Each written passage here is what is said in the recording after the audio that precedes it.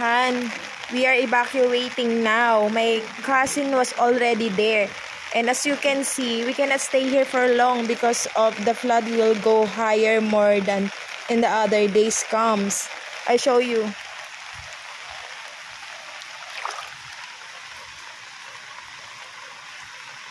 Look. And the rain don't stop.